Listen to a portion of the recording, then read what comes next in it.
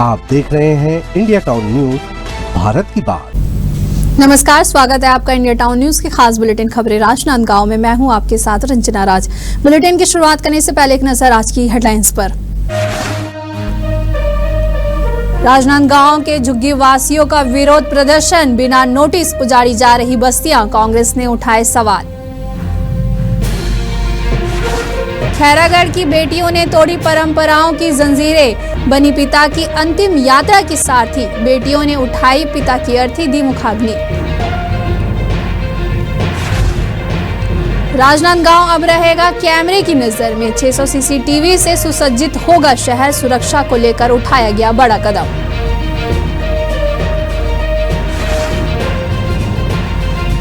पाटन में अवैध शराब गांजे का खुलेआम कारोबार, पुलिस की कार्रवाई पर उठे सवाल, पत्रकार को मिली जान से मारने की धमकी।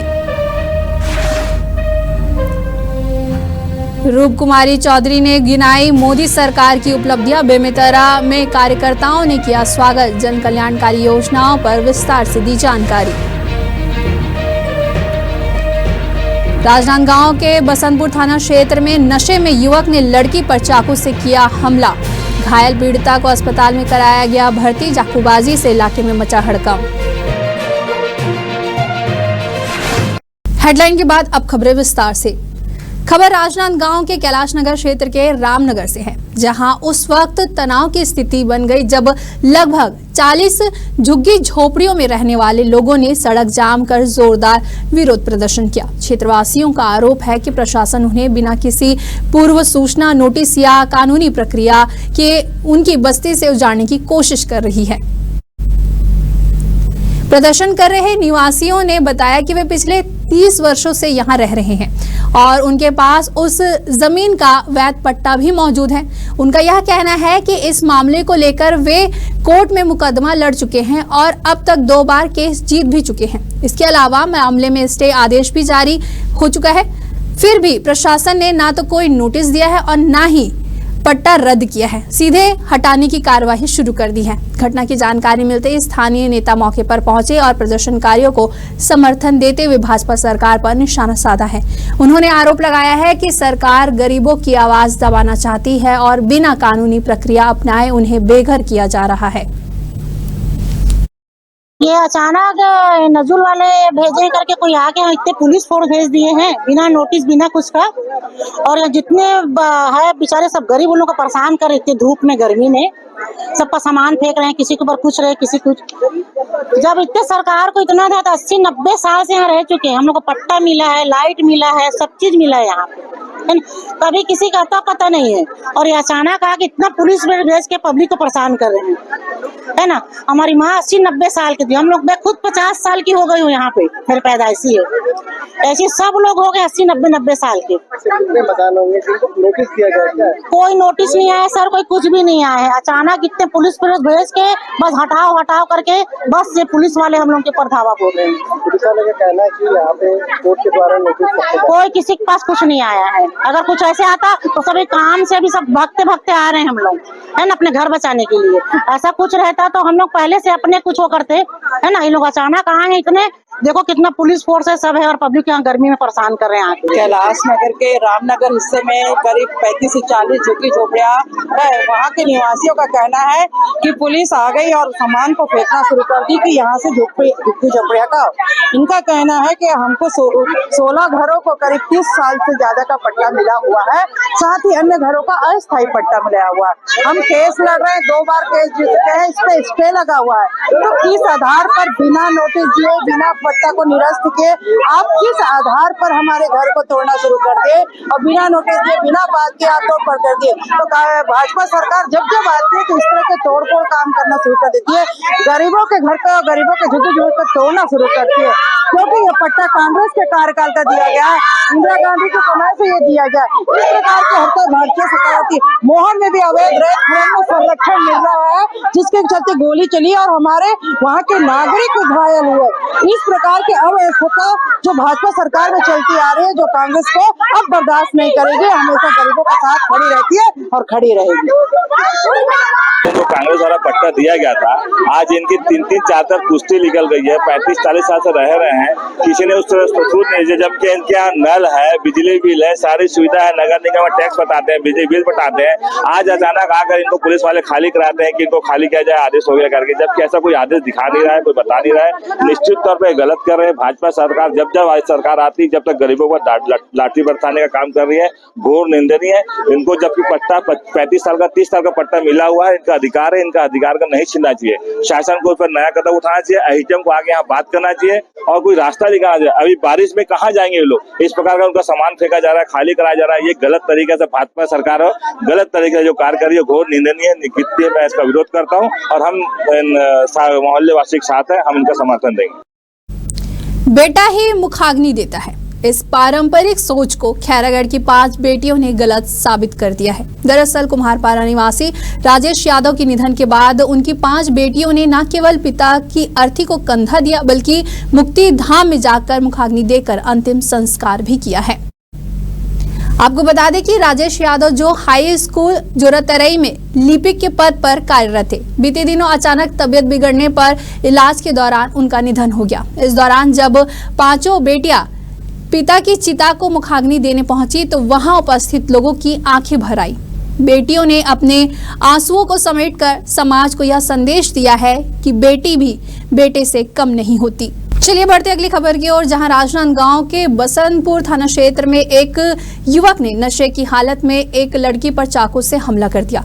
घटना में लड़की गंभीर रूप से घायल हो गई, जिसे जिला अस्पताल में भर्ती कराया गया है, जहां उसे मेडिकल हॉस्पिटल में रेफर कर दिया गया है। बताया जा रहा है कि युवक ने लड़की को दुकान बंद करने के लिए कहा और धमकी देने लगा, जिससे विवाद बढ़ गया और उसने लड़की पर चाकू से हमला कर दिया। पुलिस ने त्वरित कार्यवाही करते हुए आरोपी युवक को गिरफ्तार कर लिया है। हाँ, कल रात में घटना संज्ञान में आई थी। एक व्यक्ति जो नशे में था, वो चाकू लेके लोगों को परेशान कर रहा था। इसी बीच में एक युवती आई, वो सामान लेने आई थी किराना दुकान में।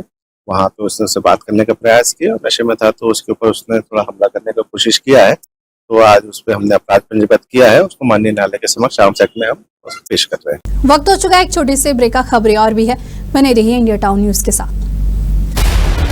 अब खबर आपकी उंगलियों पर, हर खबर पर हमारा नजरिया। इंडिया टाउन न्यूज, भारत की बात। राजनांदगांव शहर को सुरक्षित और अपराध मुक्त बनाने की दिशा में राजनांदगांव पुलिस ने एक महत्वपूर्ण पहल की है। शहर के प्रमुख चौक चौराहों और संवेदनशील इलाकों में करीब 600 सीसीटीवी कैमरे लगाए जा रहे हैं। इन कैमरों की स्थापना जन सहयोग से की जा रही है, जिससे पुलिस को अपराध पर नजर रखने में मदद मिलेगी। पुलिस विभाग का कहना है कि हाल ही के दिनों में चोरी, मारपीट और अन्य आपराधिक घटनाओं में वृद्धि हुई है। इन घटनाओं पर प्रभावी नियंत्रण के लिए यह कदम उठाया गया है। पुलिस अधिकारियों ने बताया कि ये कैमरे 24 घंटे सक्रिय रहेंगे और नियंत्रण कक्ष से इन्हें सीधे मॉनिटर किया जाएगा। इससे अपराधियों की पहचान और घटनाओं के बाद तत्काल कार्यवाही संभव हो सकेगी। राजनांदगांव में एक बड़ी अच्छी परिपाटी रही है कि जन सहयोग से यहाँ पर लोग जो है सीसीटीवी कैमरे लगाते हैं। वर्तमान में भी 152 सीसीटीवी कैमरे संचालित है। इसके अलावा भविष्य में भी 385 सीसीटीवी कैमरे की जो योजना है वो लगातार चल रही है ऑपरेशन त्रिनेत्र के तहत। और इसमें अभी जो केबल लगने का काम और पोल बिछने का काम कंप्लीट हो गया है। 1 जुलाई से इसमें अधिकांश कैमरे चालू हो जाएंगे। इन कैमरों के लगने से जब कभी अपराध होता है तो अपराधियों को पकड़ने में मदद मिलेगी। इसके अलावा अपराधी भी इस प्रकार के अपराध करने से डरेंगे, क्योंकि शीघ्र ही वो पकड़ा जाएंगे।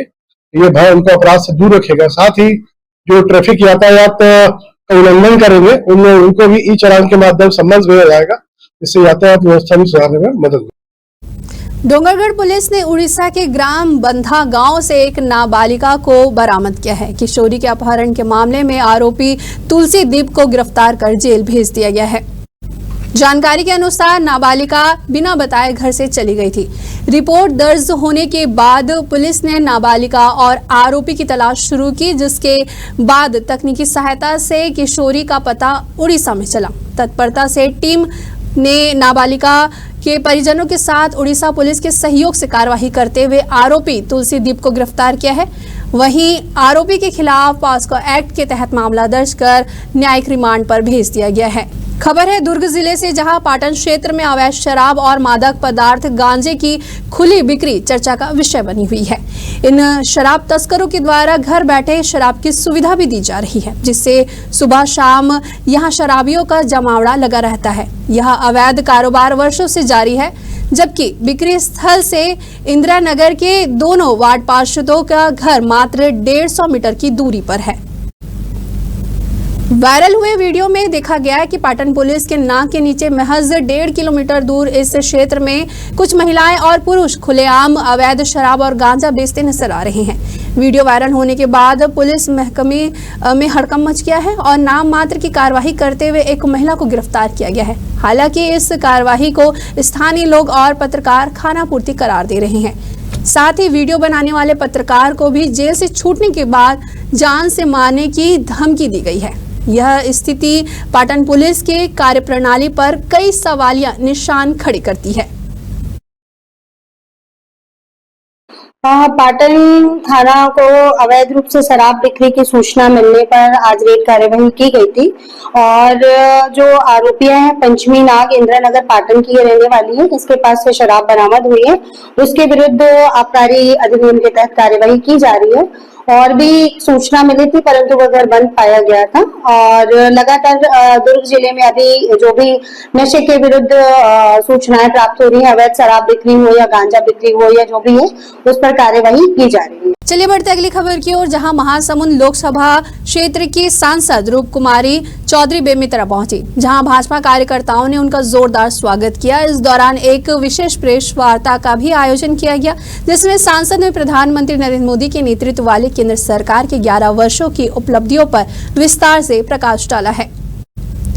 प्रेस वार्ता में रूप कुमारी सांसद ने विकसित भारत का अमृतकाल, सेवा सुशासन और गरीब कल्याण के 11 साल विषय को केंद्र में रखते हुए मोदी सरकार की जन कल्याणकारी योजनाओं और सफलताओं की जानकारी दी।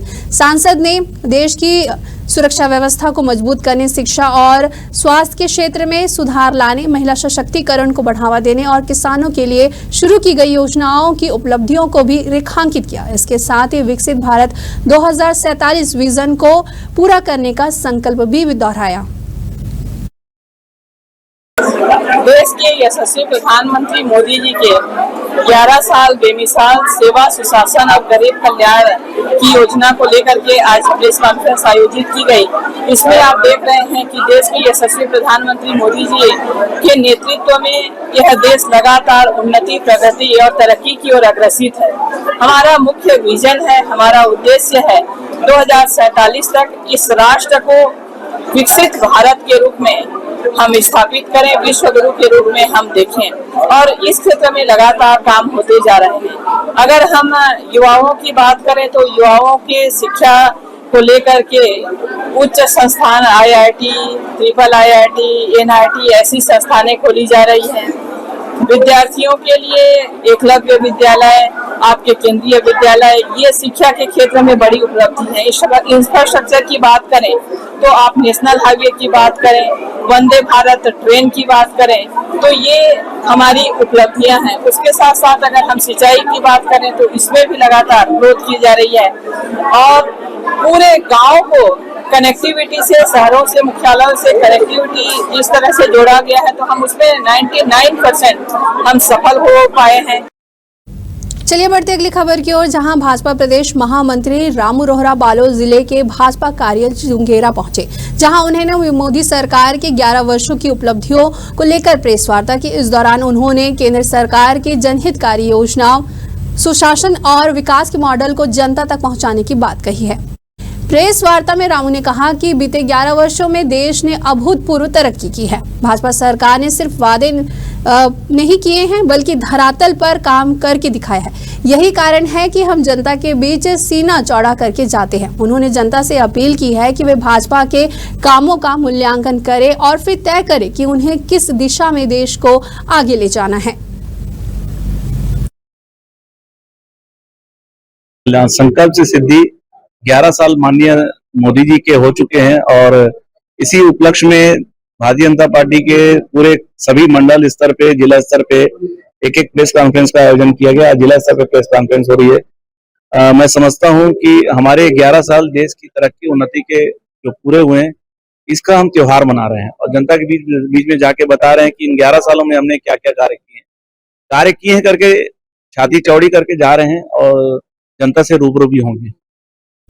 छुई खदान के स्थानीय गायत्री मंदिर के पास पूर्व में संचालित द्वितीय जिला सहकारी बैंक को अब नए स्थान पर स्थानांतरित कर दिया गया है, जिससे ग्राहकों को बेहतर सुविधाएं मिल रही है। अब प्रशासन के सहयोग से पूर्व सिविल कोर्ट भवन को बैंक संचालन के लिए उपलब्ध कराया गया है। नए स्थान में बैंक की कार्य प्रणाली और ग्राहक सेवा में उल्लेखनीय सुधार देखने को मिला है। अब ग्राहकों को बैठक व्यवस्था, पेयजल, लोन और भुगतान जैसी सेवाएं भी आसानी से उपलब्ध हो रही है। मतलब धूप मिले, माने तकलीफ मिले, नाना प्रकार के असुविधा मिले और ये बैंक में आए बाद में हमला हर प्रकार के सुविधा मिला थे, छाए मिला थे, आनंद पूर्वक माने दिन बीता थे। हमला माने पैसा निकाले कस नहीं लगा थे और वो बैंक में हम हाँ पैसा निकाले बार में एक प्रकार के दुख लगे, तकलीफ लगे। अभी क्या काम से आए? अभी क्या काम से आए हो? मैं पैसा निकाले खातिर बार कृषि ऋण की क्या चीज भरे? न है मैं अपन पैसा। अच्छा, 25 मई को पुराने बैंक भवन से यहाँ शिफ्ट हुए हम लोग। यहाँ ग्राहकों को कोई तकलीफ नहीं हो रही है, जगह बड़ा है। पुराना बिल्डिंग में तकलीफ होती थी, जगह छोटे छोटे कारण लाइन लगने में। यहाँ सभी ग्राहक को कोई परेशानी नहीं है और उनको कोई पीने की भी शुद्ध पेयजल की भी व्यवस्था करने वाले हैं। आरो वगैरह पेयजल के लिए बैठक व्यवस्था वगैरह? बैठक व्यवस्था है, सामने भी है, उसकी चेयर वगैरह रखवा दी है। वहाँ जैसे छोटा जगह था तो जैसे ऋण के लिए आते थे, लोन लेने के लिए आते थे, भुगतान वहाँ से यहाँ से कैसे देखते हैं? वहाँ से यहाँ लाख गुना बेहतर है, यहाँ कोई तकलीफ नहीं है। हमारे खास बुलेटिन खबरें राजनांदगांव में फिलहाल इतना ही। मुझे दीजिए इजाजत, नमस्कार। आप देख रहे हैं इंडिया टाउन न्यूज, भारत की बात।